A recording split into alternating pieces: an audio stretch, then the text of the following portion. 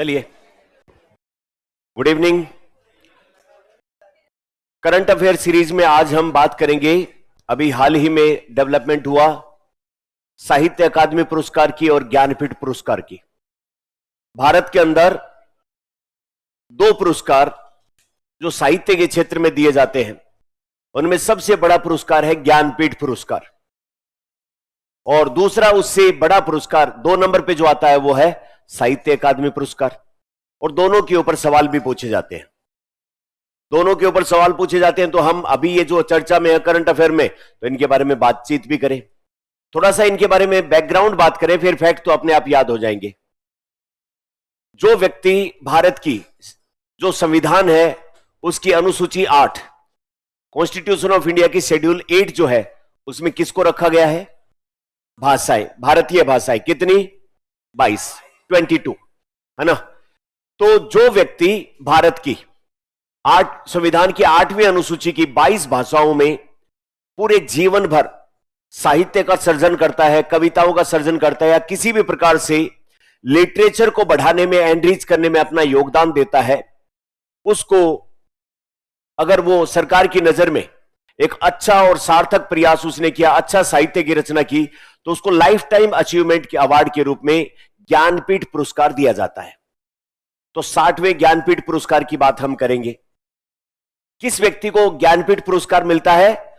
जो भारतीय संविधान की अनुसूची 8 उसमें उल्लेखित की गई 22 भाषाओं प्लस 49वें ज्ञानपीठ पुरस्कार के बाद में अंग्रेजी को भी शामिल कर लिया गया है, 23 भाषाएं।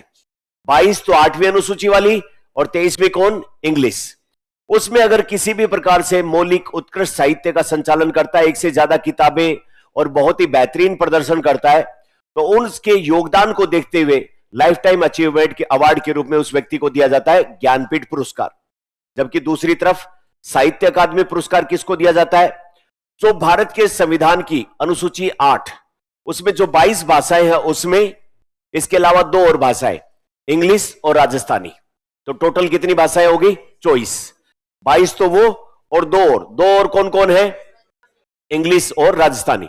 इन 24 भाषाओं में कोई भी साहित्य, गद्य, पद्य, कविता रचना करता है, कोई किताब लिखता है, और फिर वो सरकार की नजर में बेहतरीन किताब है या साहित्य के वर्धन में उसने योगदान दिया है, तो उस व्यक्ति को दिया जाता है साहित्य अकादमी पुरस्कार। साहित्य के क्षेत्र में इंडिया का सबसे बड़ा पुरस्कार कौन सा? ज्ञानपीठ। 2 नंबर पे कौन आता है? साहित्य अकादमी पुरस्कार। ज्ञानपीठ पुरस्कार किसको मिलता है? जिस व्यक्ति ने पूरे जीवन बेहतरीन साहित्य का सर्जन किया है 23 भाषाओं में, 22 प्लस 1 कौन है? इंग्लिश। और साहित्य अकादमी पुरस्कार किसको मिलता है? जिस व्यक्ति ने एक किताब लिखी हो या कोई भी ऐसी बेहतरीन कृति लिख दी हो, उसके लिए मिलता है। आ गई बात समझ? तो अब हम इस कॉन्टेक्स्ट को बात करेंगे। तो अभी साहित्य अकादमी जो है उसने 16 मार्च को भारतीय जो भाषाएं हैं, जिसमें 22 तो शेड्यूल वाली और 2 और कौन सी? इंग्लिश और राजस्थानी, उसमें वार्षिक, अच्छा ये दोनों ही पुरस्कार, ज्ञानपीठ भी और साहित्य अकादमी भी, एनुअली दिए जाते हैं, 1 साल से दिए जाते हैं। तो जो वो वार्षिक घोषणा की है पुरस्कारों की, जिसमें 8 तो काव्य संग्रह, 4 उपन्यास, 6 लघु कथाएं, 2 निबंध, 1 साहित्यिक आलोचना, 1 आत्मकथा, 2 संस्मरण और 2000, इन सारी कृतियों के लिए, इतनी सारी किताबों के लिए लोगों को पुरस्कार दिया जाएगा 24 भाषाओं में। ठीक है। अब प्रत्येक पुरस्कार विजेता को साहित्य अकादमी पुरस्कार के तहत दिए जाते हैं 1 लाख रुपए। एक उसको क्या उड़ाई जाती है? शॉल, और एक ताम्र पत्र दिया जाता है उसको। 3 चीजें मिलती है साहित्य अकादमी पुरस्कार वाले को। क्या क्या? 1 लाख रुपए, एक शॉल उड़ाते हैं और साथ में ताम्र पत्र देते हैं। जबकि जिसको मिलता है ज्ञानपीठ पुरस्कार, उसको एक वाग देवी की प्रतिमा, कांसे की बनी हुई माता सरस्वती की मूर्ति दी जाती है। वाग देवी किसको कहते हैं? माता सरस्वती को। और 11 लाख रुपए का इनाम उसको मिलता है। आई बात समझ? दोनों की पुरस्कार राशि में कितना डिफरेंस? साहित्य अकादमी वाला 1 लाख, ज्ञानपीठ वाला 11 लाख। इधर ताम्रपत्र, उधर वाग देवी यानी कि माता सरस्वती की एक मूर्ति मिलती है, कांसे की बनी हुई। आ गई बात समझ? वो दिए जाते हैं 23 भाषाओं में, ये दिया जाता है 24 भाषाओं में। तो साहित्य अकादमी में एक एक्स्ट्रा भाषा कौन सी है? राजस्थानी है। अच्छा, इस बार राजस्थानी में जो अपने राजस्थान में आईएएस सेवा के अधिकारी श्रीमान जितेंद्र सोनी, उनको राजस्थानी भाषा में उत्कृष्ट कृति के लिए ये जो है वो साहित्य अकादमी पुरस्कार मिला है ना। तो अपन देखिए इसके बारे में, कौन देता है ये साहित्य अकादमी पुरस्कार? एक न्यास, एक ट्रस्ट बना हुआ है, और वो ट्रस्ट जो है, पहले इसके बारे में बात करें, ट्रस्ट के बारे में। ट्रस्ट है, उसका नाम है नेशनल एकेडमी ऑफ लेटर्स। इसका जो है वो साहित्य अकादमी पुरस्कार जो है वो दिया जाता है, पूरे देश में प्रकाशन वगैरह करता है, लाइब्रेरी वगैरह चलाता है, सारी चीजें हैं। कब स्थापना हुई थी इसकी? 1954 में। कहां पर? नई दिल्ली में। नई दिल्ली में ये है। इसने इस बार जो पुरस्कार दिए हैं साहित्य अकादमी पुरस्कार, अपने लिए जो काम के हैं उनके बारे में बात करें एक एक अपन। तो उनमें अपने लिए एक तो जो है वो अंग्रेजी वाला क्रिम्सन स्प्रिंग, नवतेज सरना नामक लेखक ने लिखी है, और इनकी बुक का नाम क्या है? Crimson spring. ये याद रखने लायक बात है। दूसरा हिंदी में, ये तो काफी फेमस है, ममता कालिया ने एक जो है वो लिखा है, सस्मण जीते जी इलाहाबाद। उन्होंने इलाहाबाद में अपनी यात्रा के दौरान जो भी महसूस किया, जो भी इलाहाबाद की खास बातें इनको दिखी, वो लिखा है जीते जी इलाहाबाद। इंग्लिश वाले का क्या नाम है? Crimson spring. किसने लिखा? नवतेज सरना ने। और हिंदी वाला जीते जी इलाहाबाद, किसने? ममता कालिया ने, है ना। उसके बाद में अपने लिए काम की बात है, अपने पड़ोस में पंजाबी सेफ्टी किट, किसने लिखी है? जिंदर ने। और राजस्थान में जो है वो भरखमा कहानी है, किसने लिखी है? ये कौन है? आईएएस है, राजस्थान कैडर के आईएएस है, जितेंद्र कुमार सोनी, इन्होंने लिखी है भरखमा राजस्थानी के अंदर। और संस्कृत वाला चूंकि क्लासिकल है तो एक ये भी याद कर लेना चाहिए, प्रस्थान चतुष्टय ब्रह्मघोष कविता लिखी है तो साधु भद्रेश दास ने, है ना। तो ये इनकी उपाधि है, महामहोपाध्याय साधु भद्रेश दास, इन्होंने ये लिखा है। तो अब मुझे यह बताओ कि पंजाबी जो कृति है उसका नाम क्या है इस बार, और जो इंग्लिश में लिखा है उसका नाम क्या है? इसके राइटर कौन है? नवतेज सरना। हिंदी वाली का क्या नाम है? जीते जी इलाहाबाद। किसने लिखा है? राजस्थानी में किसने लिखा है?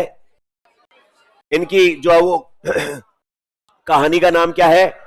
भरखमा। और जो संस्कृत में है वो प्रस्थान चतुष्टय। तो कुल मिला के अपने लिए एक जो वो फैक्चुअल सवाल अगर निकालना चाहे एग्जामिनर तो निकाल सकता है, इसका बैकग्राउंड वगैरह सारी बातें अपन ने की है ना। अब उसके बाद में हम बात करें दूसरा, ज्ञानपीठ पुरस्कार। कौन से नंबर का? 60वें नंबर का ज्ञानपीठ पुरस्कार। ज्ञानपीठ पुरस्कार किसको मिलता है? वो भारतीय राइटर जिसने पूरी उम्र अच्छे साहित्य का सर्जन किया है। कितनी भाषाओं में? 23 भाषा। 22 तो वो भारत के 8वीं अनुसूची वाली, और एक 23 इंग्लिश है। इस बार का जो पुरस्कार मिला है वो मिला है आर वेरामुथु को। इन्होंने 37 से अधिक किताबें लिख मारी है, और इनकी जो किताबों में पहली का नाम कल्लिकाटू इतिहासम, करुवाची काव्यम, तन्नी, अपने लिए एक जैसी दिखती है सारी। अब आपको ये कर सकता है वो कि इन किताबों के नाम देख के लेखक का नाम पूछ सकता है। अब इससे बच्चे को कंफ्यूज क्या होगा कि उस टाइम पर संगम साहित्य की बात कर रहा है या आज वाले की बात कर रहा है। अपने लिए तो 6 और 14 एक जैसी है, अपने लिए तो एक जैसे ही दिखेगा, है ना। तो वो जो तिरुवल्लुवर संत उस टाइम पर जो संगम साहित्य लिखा गया उसके जैसी सी फीलिंग नहीं आ रही क्या? 2-3 किताबों के नाम याद अपने को करने चाहिए। इसका कल्लिकाटू इतिहासम, करुवाची काव्यम, तन्नी देशम, मोद्रम। किसने? आर वेरामुथु ने। 37 से अधिक किताबें। ज्ञानपीठ पुरस्कार इससे पहले तमिल साहित्य सर्जन करने वालों को किसी को मिला है क्या? मिला है। इनसे पहले कितने लोगों को मिल चुका है? 2। तो ये तीसरे हैं। ये वाग देवी की प्रतिमा है, माता सरस्वती की। ये दी जाती है कांसे की बनी हुई पुरस्कार के रूप में। भारत का सबसे बड़ा साहित्य के क्षेत्र में दिया जाने वाला सम्मान भारतीय ज्ञानपीठ जो न्यास बना हुआ है उसके द्वारा। और जो वो 49वां ज्ञानपीठ पुरस्कार था उस टाइम पर किसको भी शामिल कर लिया गया? इंग्लिश को भी दिया जाने लग गया। सम्मान में कितने? 11 लाख रुपए, माता की कांस्य प्रतिमा और एक प्रशस्ति पत्र उनको दिया जाता है। जो पहला पुरस्कार ज्ञानपीठ पुरस्कार, अगर ये 2-3 फैक्ट अपन याद रख पाए तो शंकर जी कुरूप, है ना, कवि शंकर जी कुरूप जो है वो उन्होंने पहला ज्ञानपीठ पुरस्कार प्राप्त किया था 1965 में। फिर हिंदी का पहला ज्ञानपीठ किनको मिला? श्रीमान सुमित्रा नंदन पंत। और अंग्रेजी का पुरस्कार अमिताभ घोष 2018 पहली बार इनको यहां पर, है ना, मिला है, अमिताभ घोष को। अब ये क्वेश्चन सोल्व करो तो दोनों के।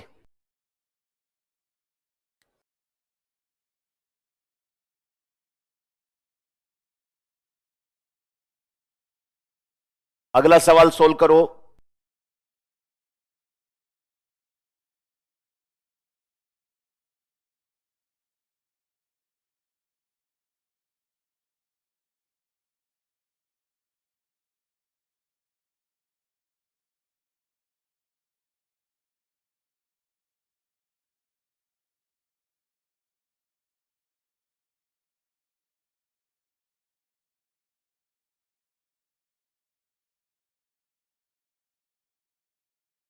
कौन सा ऑप्शन आएगा? बी ऑप्शन आएगा। क्यों, पहले को क्यों मना कर रहे हो?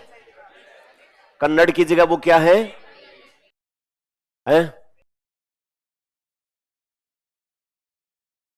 चलिए तो फिर, है ना, ये दोनों अच्छे सवाल है, एग्जाम में आने लायक सवाल बनते, प्रीलिम्स के लायक सवाल है। तो आज की अपनी क्लास इतनी ही है, कल मिलते हैं किसी नए टॉपिक के साथ में। Thank you.